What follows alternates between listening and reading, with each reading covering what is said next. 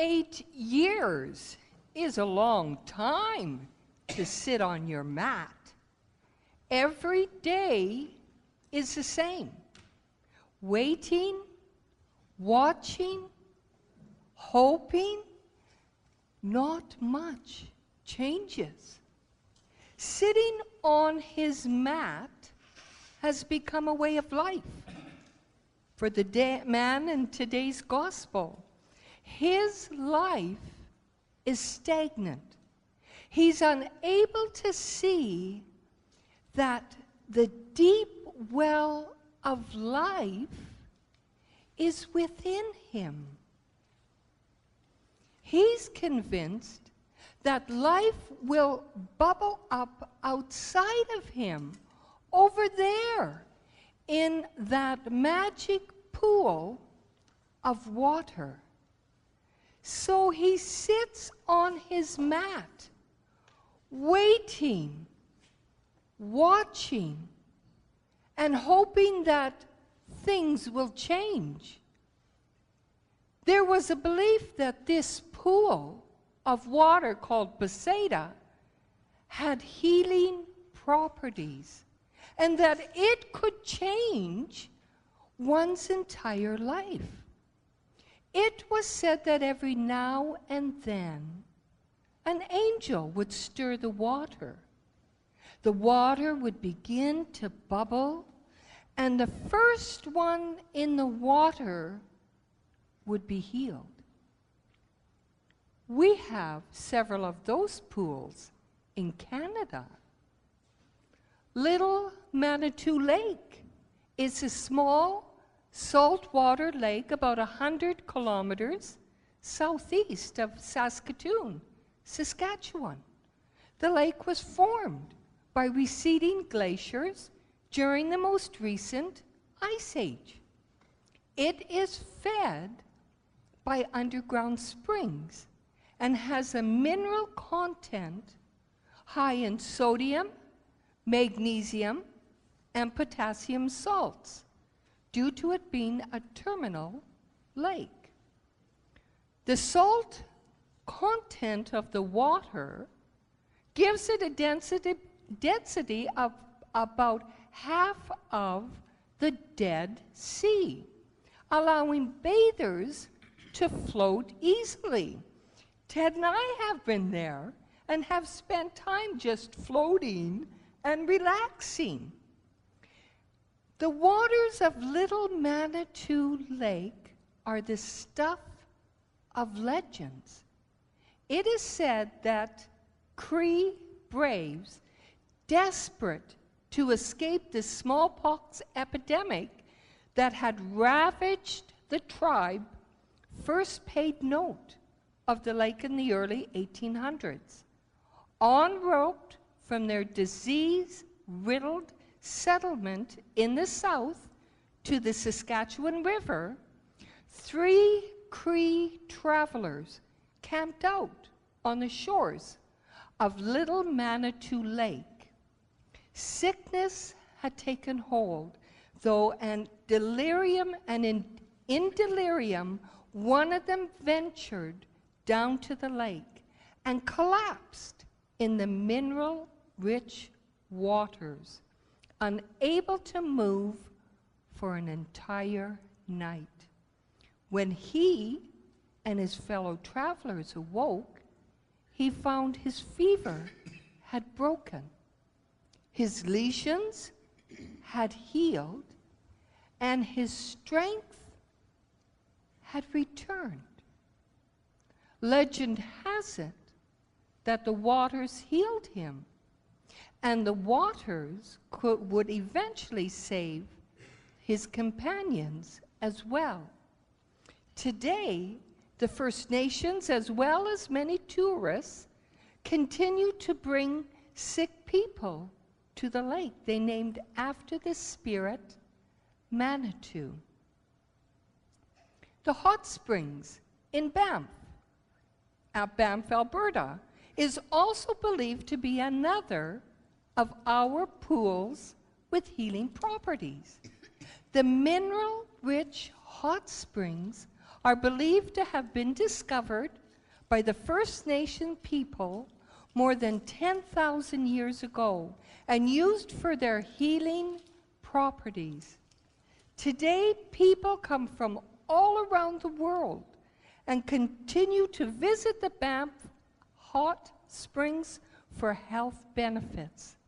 The calcium, chlorides, copper, phosphorus, magnesium, potassium, sodium, and sulfate found within these mineral-laden springs are believed to support and benefit bone health, cardio health, and the elimination of toxins.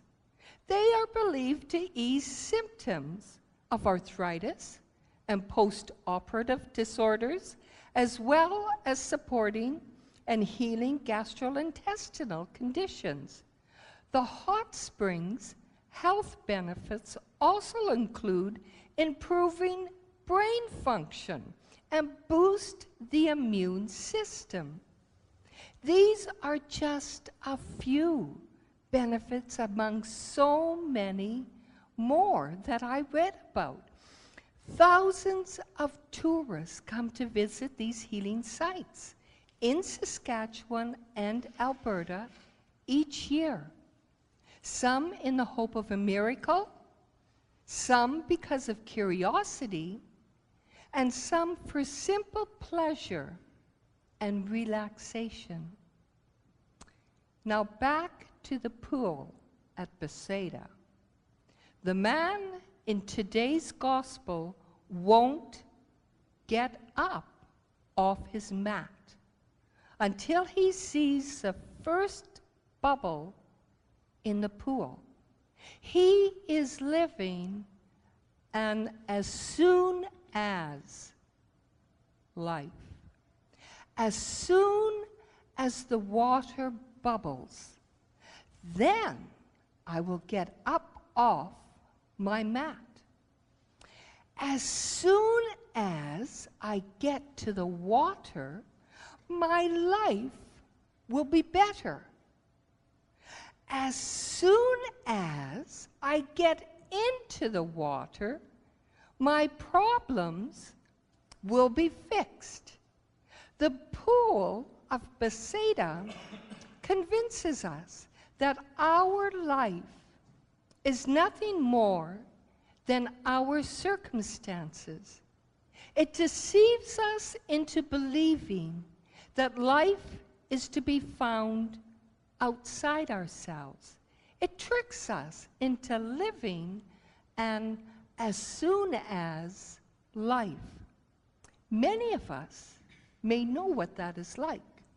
We may say to ourselves, or maybe even out loud to another, as soon as this or that happens, everything will be better. I'll be happy. My problems will go away. I'll be satisfied and will be well. The pool of Bethsaida has a strong attraction for us. It begins when we are children and say, as soon as I get big, grow up, am an adult, and continues throughout our life. As soon as I have more time, more money.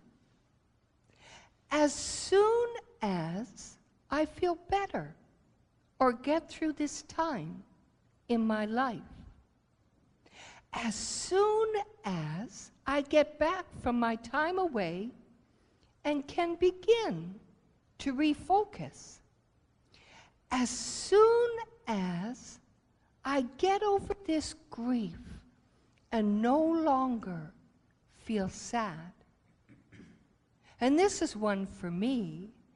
As soon as it warms up and I can get outside, I'll start walking again.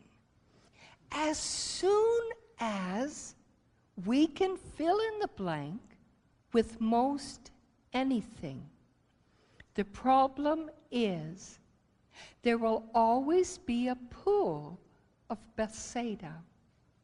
Meanwhile, life has been put on hold. The pause button has been pushed. We sit on our mat, self-imprisoned by the circumstances of our life. The imprisonment is so great that when Jesus asked the man, "Do you want to be made well?" the man doesn't even say yes. Instead, he offers circumstances and excuses. "I have no one to put me in the water. When the water bubbles, others get there first." I'm not suggesting that the circumstances of our lives are irrelevant or have no effect. That's just not true. They do affect us. We are, however, more than the circumstances of our life. Life is not to be found outside our various situations or circumstances, but within them. To believe something other than this is to live constantly looking for the next pool at Bethsaida. Jesus does not help the man get in the pool. Instead, he comes to him on his mat, the same mat and situation the man wants to escape, and speaks words of life and resurrection. "Get up off your mat." To quote Jesus a bit more accurately, "Stand up, take up your mat, and walk." The man does not leave his mat behind. It goes with him. His circumstances are real. The difference is now he carries them. They no longer carry him. Jesus doesn't change our outer circumstances. He changes us. He calls us into a new way of being, seeing, acting, speaking, thinking. When we stand and rise to that new life, we discover the circumstances have somehow changed. That doesn't necessarily make life easy or mean we no longer have to deal with the circumstances of life. But it makes our circumstances more manageable, and we engage them from a different place and position. The pool of Bethsaida is drained of its power over us. There is freedom where there once was imprisonment. Inertia gives way to creativity. Once stagnant waters now bubble with new life. The life Jesus offers does not happen as soon as. It happens in this place, at this time, in these circumstances.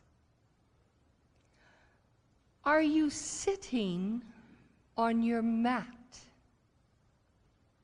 Are you looking for a pool at Bethsaida? Stand up, people of God. Pick up your mat and walk. All thanks be to God. Amen.